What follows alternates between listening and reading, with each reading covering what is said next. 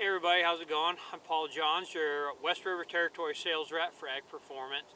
And the next video I had planned, I actually hoped that we were in the field harvesting so I could do some yield data for you guys. But we have been wet,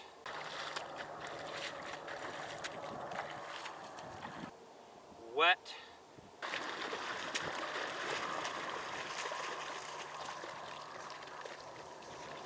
and more wet.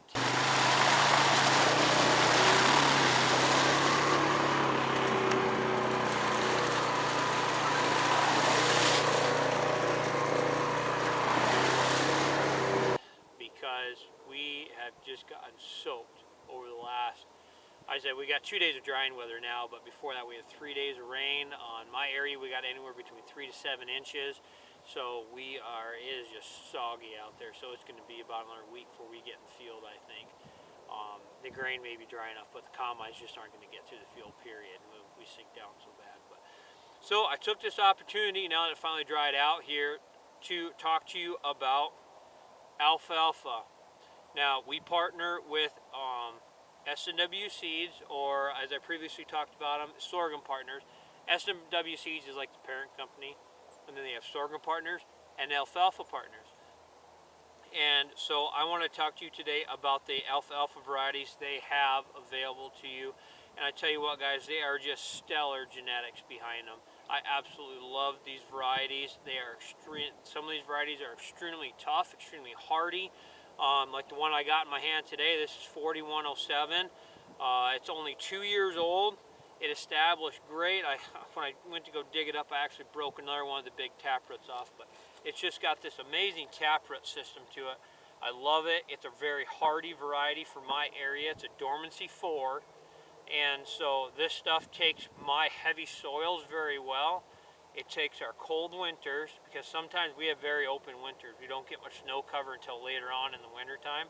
So it takes the cold winters very well, and it takes our unpredictable springs very well. The stuff handles cold very good.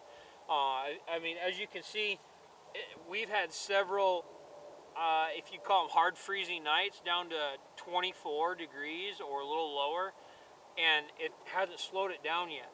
And now that we got this rain on top of it, it's growing that much faster for me. I mean, in some areas I got 12 inches of regrowth already. That's enough to make some guys chase after it already, but I'm going to wait to see what happens here. But I may very well, it's the 17th of October right now, I could very well be going after this the 1st of November if we don't get a hard freeze.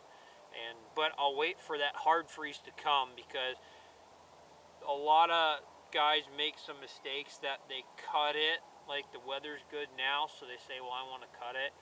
But then a little known fact is you need 3 inches of foliar mass before this plant stops taking reserves out of the root system. So if you cut this, you better make dang sure that either it's going to freeze in the next 48 hours after you cut that stuff, or you're going to have 2 weeks of good growing weather after you've cut it, to make sure you get that 3 inches of foliar mass and it has the ability to start putting reserves back in its roots. Because that is key, in my opinion, to making sure you have a very healthy stand of alfalfa next spring. That's why there's some guys out there that wouldn't dare touch this fall, and I might not either. It just weather depending, because they always say that you let the alfalfa stand, it comes back that much healthier in the spring. That's because all this alfalfa is doing right now is putting reserves in these ruts. So it's doing very good for it right now. This moisture is really helping out. I'm actually going to come out here and put foliar feed it some phosphorus whenever it dries out. That way I know it's got enough phosphorus in the root system to take off next spring for me, because I never know if I'm going to get out there in time when that just starts turning green on me and get that phosphorus put on in the springtime. I'm a huge believer in the liquid fertilizer products, not dry, when it comes to stuff like this, because I think that alfalfa can do a lot better job with the foliar feeding instead, after every cutting, instead of just loading your soils up with fertilizer in the springtime. But this is 4107. It does a great job up here in central South Dakota, farther north and farther west. It's a very sturdy variety. If you're looking for more of a racehorse type variety in the warmer regions, like basically south of I-90 and farther east, you go East River, you can put in those Dormancy 5 varieties if you're looking for a lot better more cuttings for it. So you're looking to get that 4 to 6 cutting range. I'm happy with 2 cuttings out here. If I get 3, that's a thumbs way up for me, but that's just our soil varieties out here.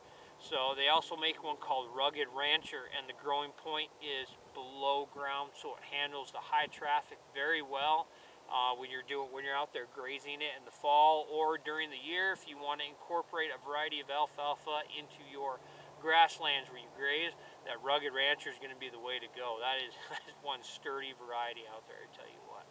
So, and I put Energy Plus on all my alfalfa ground. I had reports come in this year of guys actually trying Xylem Plus on it, like I talked about earlier this year. The Xylem Plus actually worked really well as far as layover on the varieties, because not just S&W, but any variety out there. Like I've said before, Xylem and Energy Plus, it's not just brand specific. You don't just use it for us, you use it for any variety you've got, and that's what's great about it. So he had amazing layover resistance when the alfalfa got really tall on him. He didn't quite get to it when he wanted to, but he was so impressed at how Xylem Plus worked on his alfalfa this year. So that's another key asset to have in hand. I only do Energy Plus on mine. I haven't done Xylem Plus on mine. S&W makes really good and hardy varieties, disease resistant, pest resistant. So I've just seen really phenomenal stands of 2.5 foot tall out here, and there's no layover on it whatsoever. But I really like putting Energy Plus on when it's smaller with my foliar feeding fertilizer. It stimulates all those microbes on that soil and just lets these roots get that much bigger and that much better. And if you can see, I've got some tall stuff here, but if you can see here, we've got some fresh shoots coming out here. So this stuff isn't even quit for the year. It wants to keep growing and keep doing more. I mean, it just, look at that. Look at that crown on there. Just phenomenal crown on there. I'm in love with this variety, guys. I'm sorry if I get a little cheesy about it, but I love this stuff. They recently came out with another new variety that is basically the upgrade to this one. So if you like anything you saw here today, hit us up. Just ask questions. That's all we want from you guys, is to ask questions to let us know if this is right for you. 9 times out of 10, we've got something that's going to work on your farm.